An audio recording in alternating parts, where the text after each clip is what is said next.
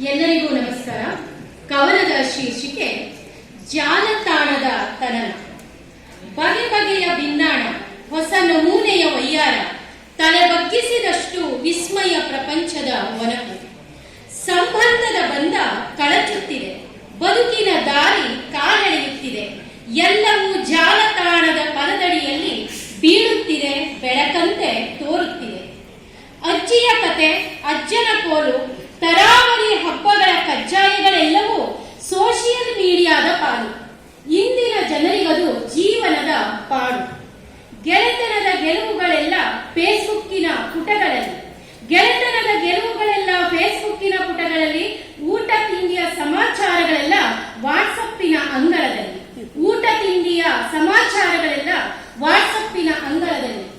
ಕನಸುಗಳು ಕಂಗಳಿಂದ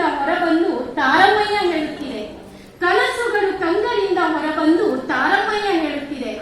ಹುಟ್ಟಿದ ಮಗು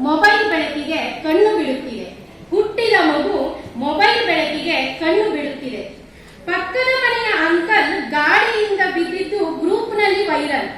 ಪಕ್ಕದ ಮನೆಯ ಅಂಕಲ್ ಗಾಡಿಯಿಂದ ಬಿದ್ದಿದ್ದು ಗ್ರೂಪ್ನಲ್ಲಿ ವೈರಲ್. ಮನೆಯವರಿಗೆ ಗೊತ್ತಿರಲಿಲ್ಲ ಪೆಟ್ಟಾಗಿದ್ದು. ಗುಟ್ಟು ರಟ್ಟಾದಾಗ ಎಲ್ಲರ ಮುಖ